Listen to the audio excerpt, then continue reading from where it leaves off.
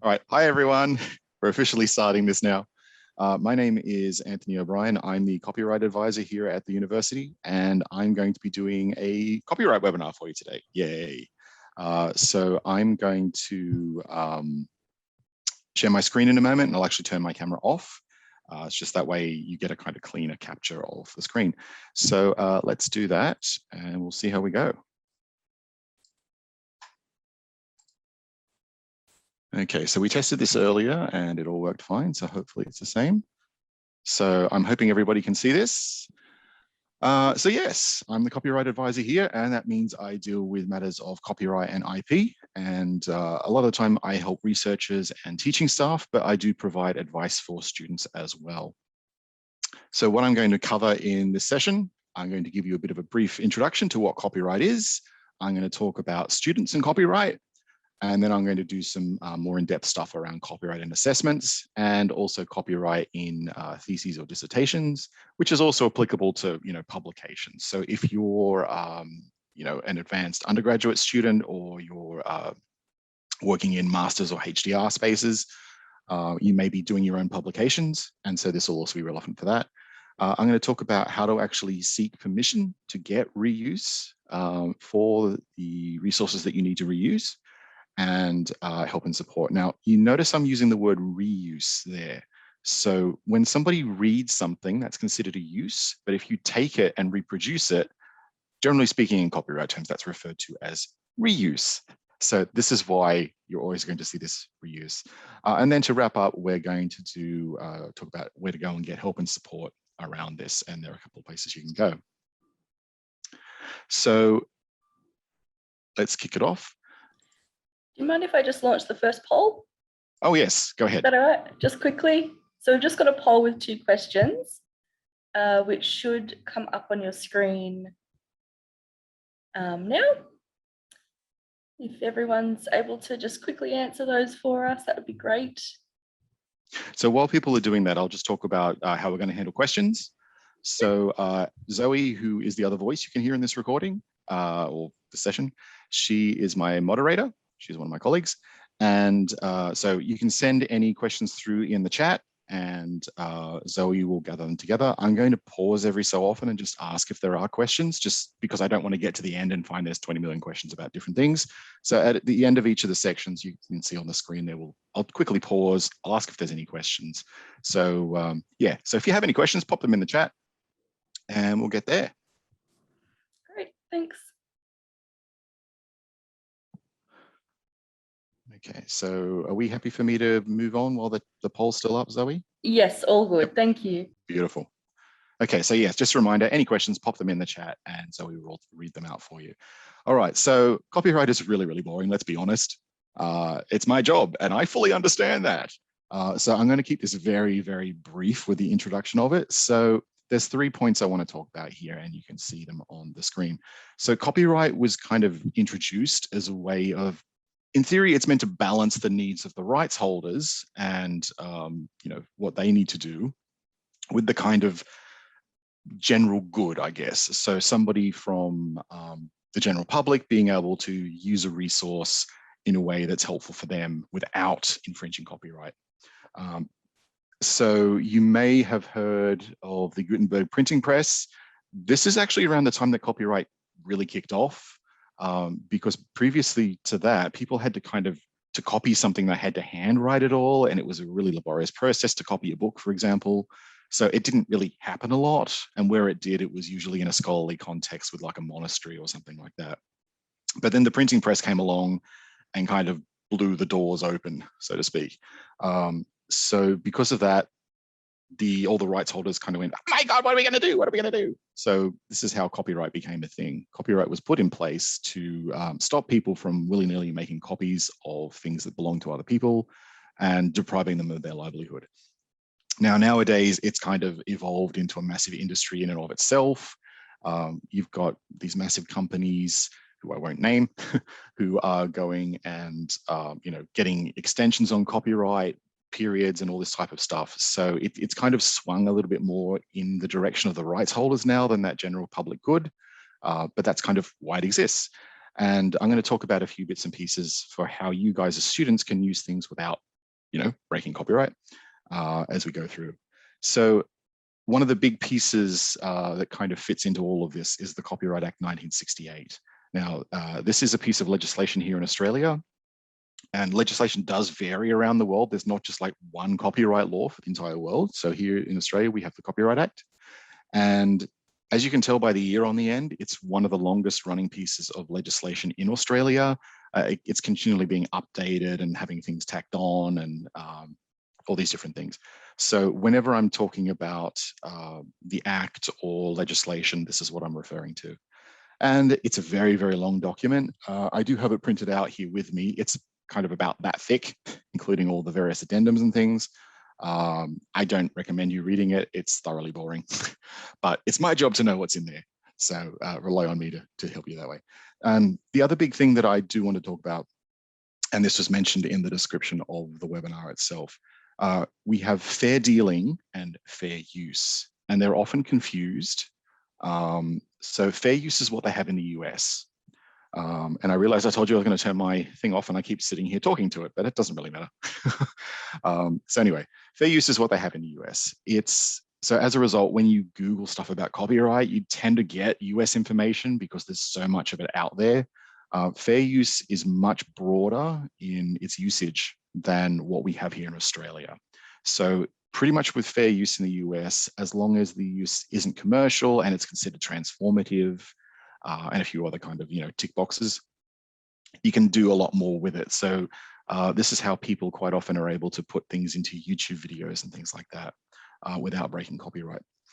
Whereas fair dealing is what we have in Australia. It's much more defined and therefore much more limited in its use. So you're more likely to infringe copyright here in Australia based on fair dealing than somebody in the US would with fair use. But I'm going to talk about how all that works in a moment. But yes, they are very different. Please don't confuse the two of them. So let's get to the key bits for students. Now, this is a kind of generic thing, so it covers everybody from pathways and undergraduate through to HDR, even though I will kind of separate those out a little bit as we go. So good news, anything that you create that is sufficiently original, you own the copyright in. So if you make a painting, ta-da, you own it. If you take a photograph, even your social media posts, you own all of that content. That is yours. You own the rights, and you can control what happens with it. The same is true of assessments, and I'll talk about that for a minute. But on the other hand, the other side of the coin there, other creators have that same right as well. So you need to be careful about what you're taking and what you're using. And that ties into number 2. Copyright infringement. And it's one of those things that people get scared about and it's, oh my God, am I doing the right thing? Basically, if you use the work with permission under some sort of license or under exception in the Copyright Act, you don't infringe. Yay. But if you just take it and use it willy-nilly and take an image from the web and throw it up on your blog without appropriate permissions and stuff like that, you could be infringing copyright. So keep that in mind. Not everything on the web you can just take and use. It's about using carefully and being precise in what you're doing. So another good thing for students, the university pays an absolute truck ton of licensing money for lots of things. So say, for example, if we were on campus and that you came across one of those live bands or the DJ competitions or all that type of stuff that happens on campus, the university actually pays a licensing fee to use music. So ta-da, nice and easy. We also pay money for courses to be able to use images and video and all types of things. So there's lots of stuff that that you can do with copyrighted works because the university pays for it. So even if you are in like a student club or something like that, quite often the stuff that you are doing with copyrighted material is actually covered by our licensing.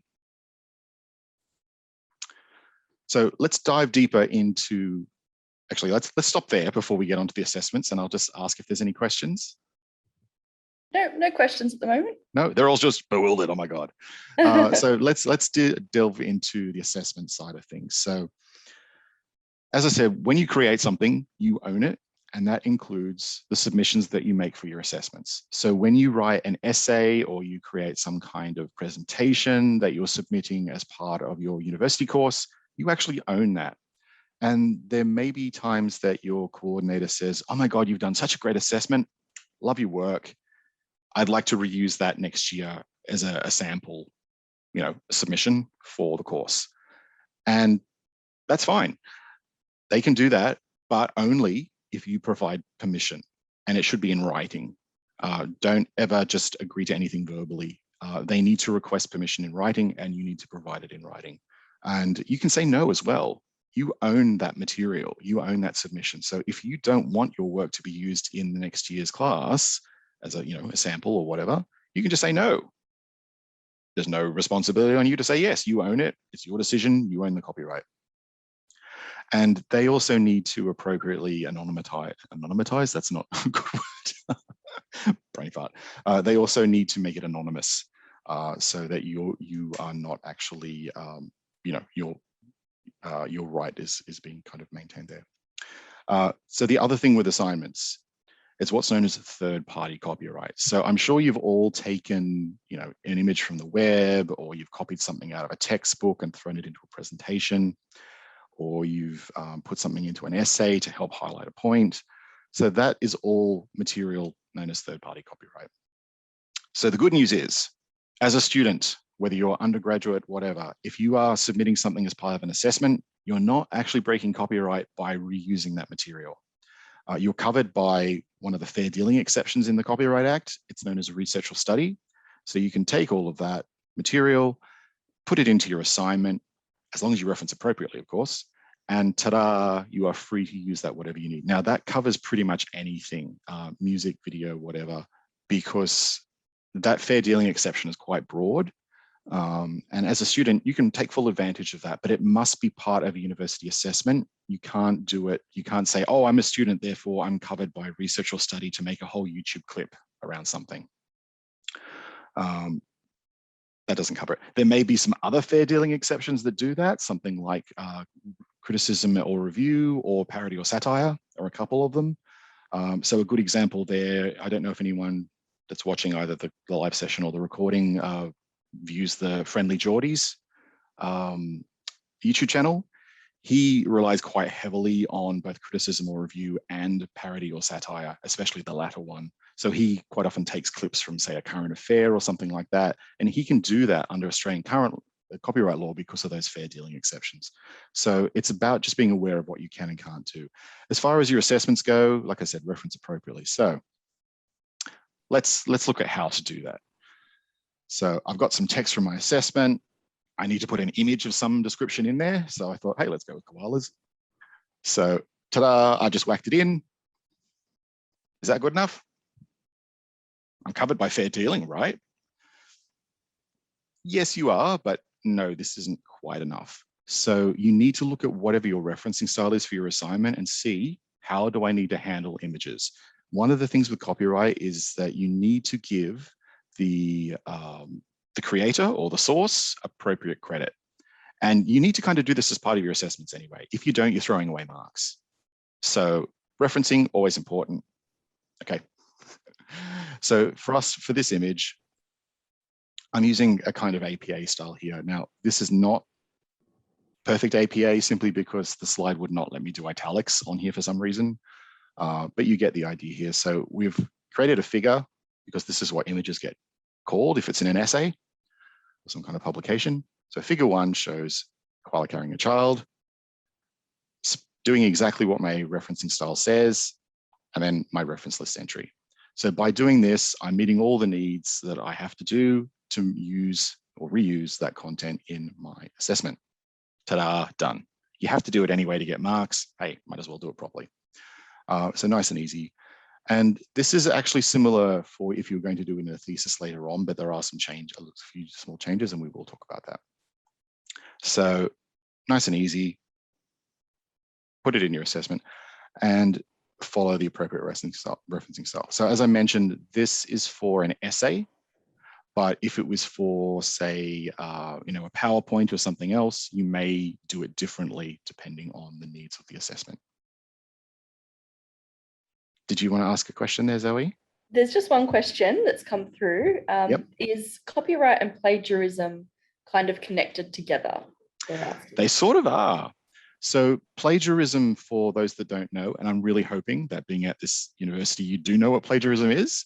So plagiarism is where you take somebody else's work and you try to pass it off as your own.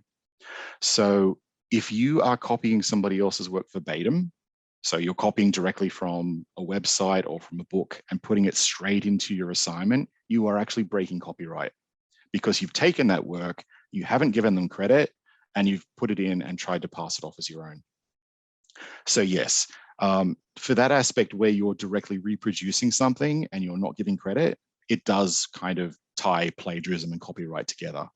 The other thing too, if I tried to pass this photo off as something of my own, like if I tried to, make the point that I had taken that photo of the koalas, again, I would be infringing copyright because I'm trying to say that somebody else's work is mine, and that is not a good thing to do. So yeah, when you're reusing content, if it's text from a website, a book, a journal article, whatever, paraphrasing is always the way to go. So put it into your own words and then provide that appropriate credit. Try not to reproduce text verbatim, so word for word, unless you absolutely have to make a point, and even then keep it as short as possible. But yeah, we've got webinars on referencing, so if you're really interested in that side of things, please go check them out. So let's move on to stuff that's a little bit more for HDR students. Theses.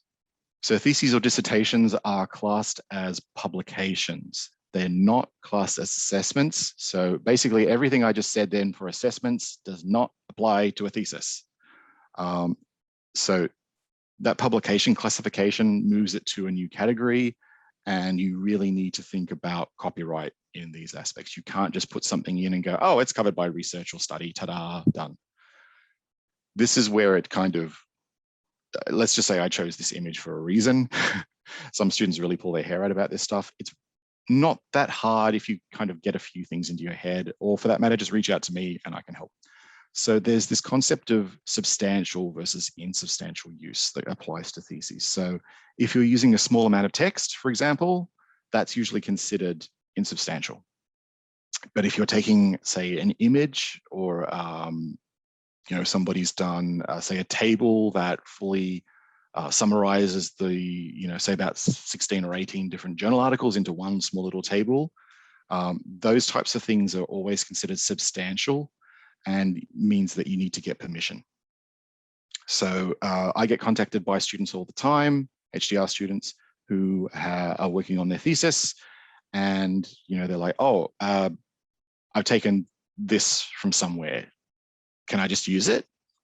And then usually I'll go off and have a look and see, is there some direct permission that's already applied? And if there's not, I then help the student get that permission.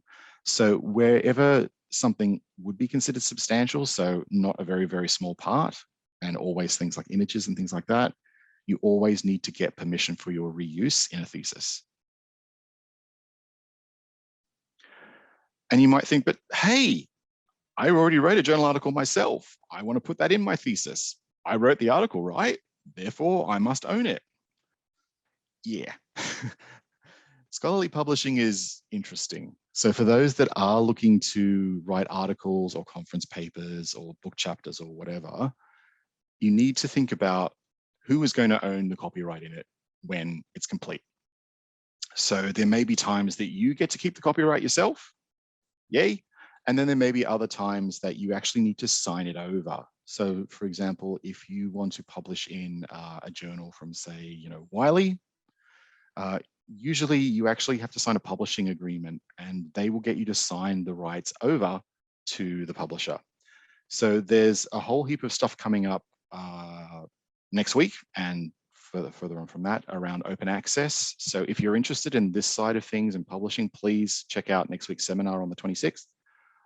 There are other bits and pieces around this as well that we already have available online. We have an open access LibGuide. We also have material around author addendums on our research guides, things like that.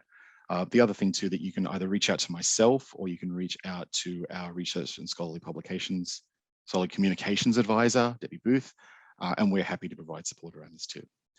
So if you actually have published something and you've agreed to you've signed their publishing agreement, they give you certain reuse permissions already. So go and have a look at whatever document you're signing, see what's there. But you might find out that they have certain limitations. So they might have a limit on what version of the work you can, say, put in your thesis, or where or how you can use the work, or even when. So there might be an embargo of 12, 18, or even 24 months on it. So I'm thinking like, how much do I want to go into depth on this? So just to talk about this very, very quickly, the version of the work that might be spelled out. So there are usually considered to be 3 versions of an article that you've written. So one of them could be the preprint or the submitted version, the submitted manuscript. So this is the first draft version that you've done and you've submitted to the journal. And then the second version is what's known as the post-print or the accepted manuscript. So this is where it goes through peer review and it incorporates all those nice changes from that. So it's pretty close to the actual final version, but it doesn't have the same formatting and all that type of stuff. And then the third usual version is what's known as the publisher version or the version of record. So this is the version you'd actually download out of the database. So sometimes they're really nice and the publisher will say, hey, you can go ahead and use the full publisher PDF in your thesis, done.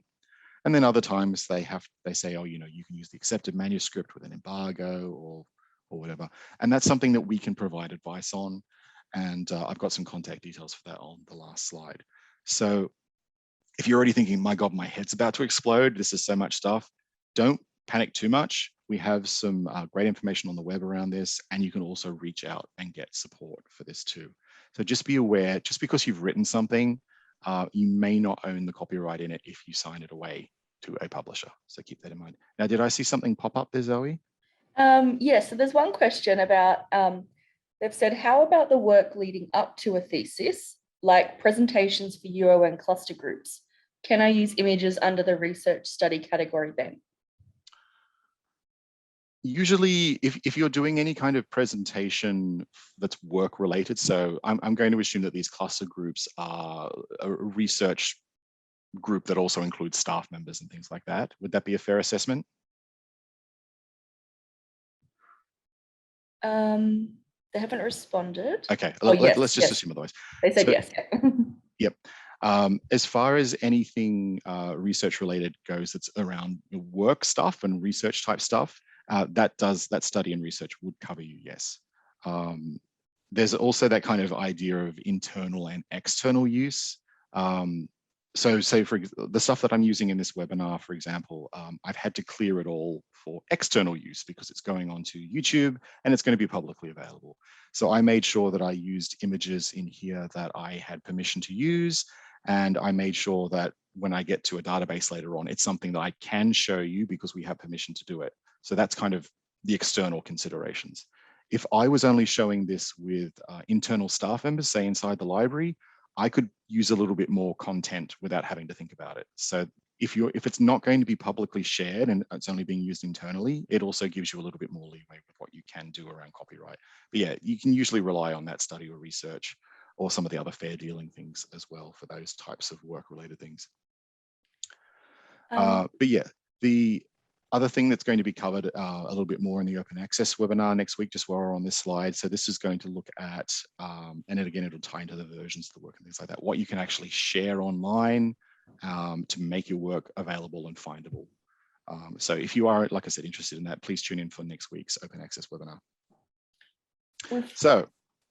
Sorry, there's one more question that's come yes. through. Sorry, just while we've paused. So Felicity asks, they said, a bit complicated, since the 70-year post-death of creator rule and the demise or takeover of so many Australian publishers with copyright having to be achieved, i.e. US or UK owners, it is very difficult. Can UON help? Might be better to deal with this offline if we could arrange a time. And often copyright is dealt with at a very junior level and no one helps. So yes, so my role is basically to help. So if ever you have questions around this type of thing, you can reach out. I provide direct advice for people working with things like the MOOCs, the Massive Online Open Courses, with their teacher materials, with research publications, all kinds of things. So this sounds like it's a much higher level question. So please reach out to me. My contact details are on the end slide. I've also put the contact details for the thesis coordinator as well. So if there's that side of things that you're interested in, we can do that. But yes, there are lots of rules and regulations around copyright. It definitely is a barrier, but my job is to kind of hopefully frame it in a way that is useful for you guys and can help you get around some of the issues. So yeah, hopefully that's helpful. Thank you. But yes, the death of the author plus 70 years, I talked about the extension of copyright periods. That's essentially what we're sitting on now. And I do talk about this a little bit for stuff you can use that is out of copyright a little bit later. But currently it stands that the period of copyright is the death of the creator plus 70 years, unless that creator can't be identified, in which case it's the when the item was created plus 70 years. And that's, most people don't really think about that side of things, but yes, copyright does expire. And there are lots of licenses and permissions that people can give you to use copyrighted materials. So it's one of those things where it is confusing, but I'm here to help, and I have some great information online. And yeah, please reach out if you need it. So one of the things I do really want to focus on is, okay, I found something that I want to use. How do I actually go about using it then? So in other words, going and seeking permissions. So there are 3 steps here, and I'm going to walk you through one of them in a sec. So the first one is work out who actually owns the copyright. And that's usually fairly easy. Most publications will have a little copyright symbol and tell you who owns it. But it's not necessarily always the creator. As I mentioned, sometimes people sign it over. So it could actually be the publisher of a book or a journal. It could be an organization rather than a person. So somebody puts out, like an organization puts out a report or some kind of paper. And even for things like, your artistic side of things, it's the photographer that took an image or the artist that created a painting, those types of things. So work out who actually owns the copyright. Step 2 is see if you can clear your proposed reuse online. So it's not all about having to send emails and things. Quite often there are online forms. Some nice publishers actually spell out on their website, free for research use or free for educational use, or you can use this however you like, as long as you give me credit. So you can dig through the websites and look for those types of things. And sometimes it's easy to find. You might see a little copyright link on the page. You can click on that, and there's usually info in there. Other times it might be something that says permissions. There may even be like a terms and conditions type link that you can go to, or terms of use. So dig through that. And again, if you need help with that, I can help. I dig through contracts and licensing forms a lot, so I can provide advice on that. But always be honest about how you really want to use it. Don't go for the absolute minimum. Think like, am I likely to actually make this open access to the world? Am I going to do lots of different things? So be honest about that and seek the appropriate level of permission. And then if you can't do anything online, you can still do it the old-fashioned way and find an email address and send it off. And this still works. I've helped lots of people get permission to reuse things in courses or theses or other publications and whatever else. But again, need to be clear about what your intended reuse is. There's no point lying, because the license or permission you get won't then cover whatever you do. So if you need to put it in a thesis, say, hey, I'm putting it in a thesis. The thesis is going in our open access institutional repository called Nova. I'm putting it into teaching materials, and it's going to be locked behind a Blackboard course. Because even though, so there are students watching, there are some students that also do teaching support here, whether once they get to their master's or HDR level. So I thought that would be a good mention too. So let's actually look at one of the online examples. I've found something from a database that I know I can share with you. So this is from the Wiley Online Library, and I'm just keeping up that whole koala thing while we're still going. So I'm just going to skip out of my presentation and go straight to the link for that. So most journals will have a page like this for the articles. it's just about tracking down, where do I get the option to ask for permission? So some of them make it nice and easy and it'll just say permissions. Other times it's like, huh? So I chose this one on purpose because it's kind of buried under the tools menu. So if I wanted to get permission to reuse this in my thesis, so say there was a lovely image in here that I wanted, I would need to go and request permission. And it's pretty easy. So a lot of them take you through to this CCC. So this is the Copyright Clearance Center called RightsLink. And basically you just have to choose the options from a form. It's like, okay, so what am I going to do? So there we go, reuse in a dissertational thesis. And then it will start to do it. So I'm not the author of the article, so I just need to choose that it's an academic use. And again, I'm focusing on thesis here, but again, this is the same process for use in a publication as well. So nowadays we tend to only do electronic theses, so I'm just going to go with that. But if you want to choose print and electronic, you can. It doesn't really make that much of a difference. Then you just need to say what you want to do. Do I want to reuse a figure? So again, remembering that once it goes into a publication, an image is called a figure. So the form changes each time, and it gives you a little bit of detail here as well as you go. So I just want, say, 1.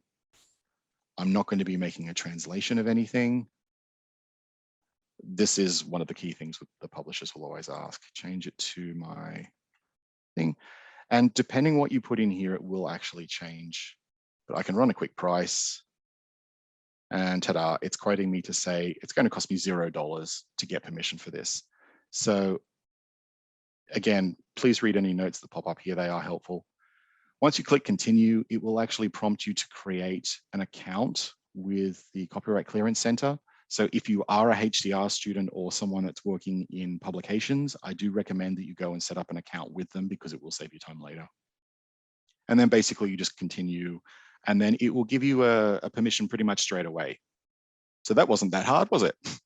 So sometimes they ask you how many copies you're going to do, and you're like, oh, it's my thesis. I don't know how many people are going to download it. So usually what I suggest is you can have a look at what other theses in our repository are kind of, what numbers they're getting, or basically just choose a number, choose a really large number and just run that quick price and just keep bumping it up. And as long as it stays 0, you don't need to worry. So it's not hard to fill out, but I can help with this if you need it. But you can see there, I'm not going to click on continue because I don't want to go through the whole process, but it's not that hard. You sign into your account, it gives you the permission. It actually stores the permission for you as well, which is nice. So you can log in at any point and see what you've already gotten permission for. So if you are working in a publication or a thesis, I thoroughly recommend you keep track of everything that you've used in a spreadsheet or something like that, and just keep track of if you've already sought the permission or not. So once you do that, Bob's your uncle, go ahead and use it. So just going back to the presentation. Any questions from that section, Zoe? No, not at the moment. Yeah, so that one was pretty easy, as you saw. Other times for things like, say, if you're looking at a government website, you might like to dig through their copyright policy. And usually they'll spell it out quite clearly. It might say something like Copyright Commonwealth of Australia. And a lot of the government sites actually give a Creative Commons license, which means you can go ahead and use it as long as you follow the terms of the license. And that kind of takes me to the next slide. So there's lots of stuff on the web that you don't actually need to go and seek permission for. So there's a few examples up there. So I talked about the free for use and research or educational use one earlier. I'm going to talk about the public domain side of things. So I talked about the expiry of copyright, so the death of the author plus 70 years. That's one of the ways that things fall out of copyright. There are other things too that, maybe it couldn't be copyrighted because it wasn't sufficiently original, or its form or function didn't allow it. So one of the things that I did recently was create a history of copyright. Yeah, I know it sounds really boring presentation. And I wanted to get an image of Mickey Mouse because he kind of ties into one of the copyright extensions that happened in the US. And everybody knows the Mickey Mouse kind of logo. It's the three circles. That actually isn't considered distinct enough to be copyrightable. It's literally just three circles together. And I was actually surprised by that because I thought it had been. But yeah, it was one of those interesting things. So that's an example of where something isn't considered copyrightable. So anything that's in the public domain, it's actually free for you to take and use, and great, go ahead and do it. But one of the things people get confused about, they think, oh, it's publicly accessible, therefore it's in the public domain. That's not actually the case. So public domain is very specific language. It's something that is outside of copyright for whatever reason. And it's not just, it's on the web and you can download it or access it for free. So those are very distinct things. So public domain, there's actually a choice where people are creating stuff too under Creative Commons, which I'll talk about in a sec, where you can actually dedicate the work to the public domain. So you can go, okay, I've made this, but I don't want people to be hassling me about, usage permissions and whatever. So I'm just going to say it's going straight into the public domain and people can take it and use it however they want. So these things are great. So you can check out sites like Wikimedia Commons, and they have all different types of licensing, including public domain stuff. The other side with the Creative Commons stuff. So these are where people choose what permissions they'd like to kind of bake into the material. So again, stuff on Wikimedia Commons. Flickr has some Creative Commons stuff. So say, for example, somebody takes a photo of, let's go with a koala again, and then they put that up onto Flickr, and they can say, right, I'm going to tell people how they can use this work without them needing to contact me. So they can do that via these licenses. So there are lots of examples of these, and some of them will say, okay, you can take it and do whatever you want with it, as long as you give me credit. Or they might say, you can do whatever you want, as long as it's non-commercial, or you can't do anything other than share it, or those types of things. So there's a link to Creative Commons at the end of this if you want to go and check that out more. And it does tie a lot into open access as well. So Creative Commons, if you find something that's licensed with that, great, take it, follow the licensing conditions, and you're good to go. There are also some other open licenses you might come across. So the GPL, or the general public license, you might see with things like software, where you can take the material, the code, whatever, do what you need with it, and then make your own version. There's also an MIT open license for images and all kinds of other things. So again, anything with an open license, follow whatever the license says, and you don't need to go and get permission. It's like I said, baked into the thing. So can't stress this enough. Make sure that you read the license or the permission text to find out what you can and can't do with the material. Usually they'll spell it out nice and clearly. So by taking it and doing it within the license, you can use the material appropriately and not break copyright. So nice and needed.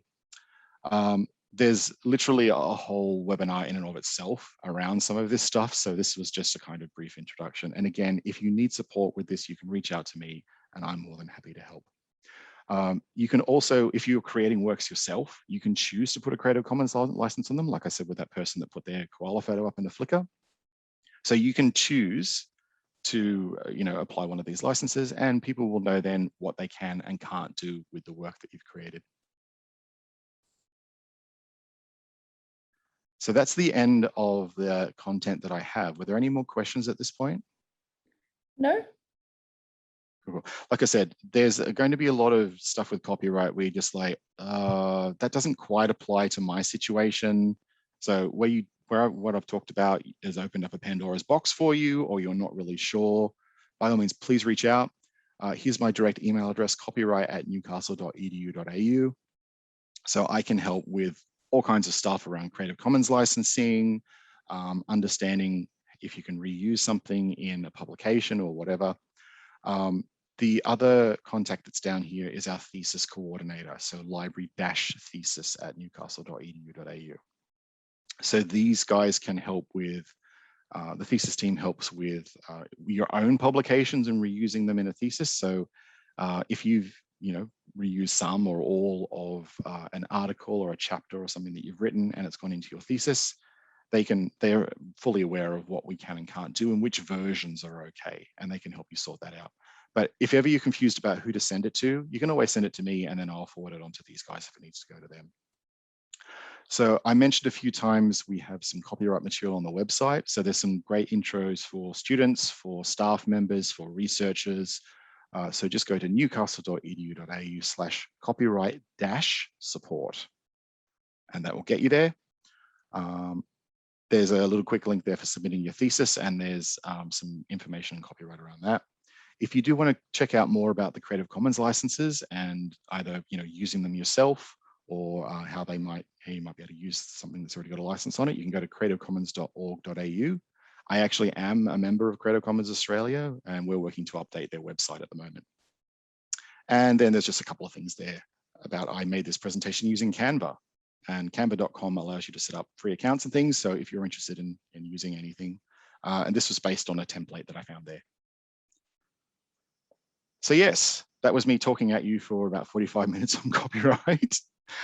As I said, it is something that is going to be confusing. This is why we have a copyright advisor. It's one of those things that people will find confusing, and it's perfectly okay if you're not confident, even after sitting through this with copyright. You can reach out to me. You can talk, if you're an undergraduate student, you can talk to your course coordinator too and say to them, look, I want to do this, but what can I do in my assessment? And if you've got a course where you're doing things related to copyright, something along the lines of, say, data mining or anything like that, your course coordinator can actually have me come in and I'll run a session. So I ran a session for master's level computer science students earlier this year on data mining, and we talked about all that type of stuff. So yeah, if there's anything to do with media and copyright that you think, hey, I'd like to know more about that and it relates to our assessment, talk to your course coordinator. Get them to contact me. I'm more than happy to come in and I can, break it all down for you and help you do that assignment so much easier, hopefully. Fingers crossed. Thank you. I've just got another poll that I'm going to launch, if that's okay. It's just another 2 questions, which should be on your screen now, if you don't mind answering.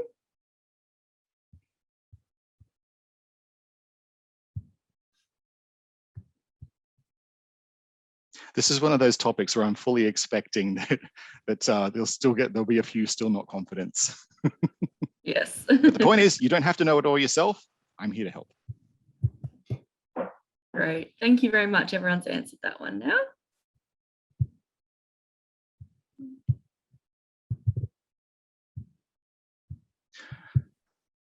Okay, well, I think that's basically it. As I mentioned, we do have, next week is open access week, so we are running some sessions on that. I'm just going to skip out. So you may have already noticed the massive bright banner that's on the library website. You can go and check out some of the stuff that's happening there if you're interested. And under library classes, on the main page here, that will eventually get you to this webinars page. So obviously we're in the copyright one now. Next week's is what is open access. And then I'm back on the 29th with a colleague, and we're going to talk about some open educational resources. This one is actually based more for teaching and research staff, but I think students may get some useful stuff out of it as well. So if you want to come along and learn about open educational resources, please do that. Other than that, I do recommend people check out the open access one next week. So if there are no more questions, I think we might conclude the seminar and give everybody a webinar, I should say, and give everybody a little bit of a chance to go and get a coffee or do something else. Thank you. There's lots of thanks in the chat and the Q&A. Well, thank you for coming, and I think that will be about it.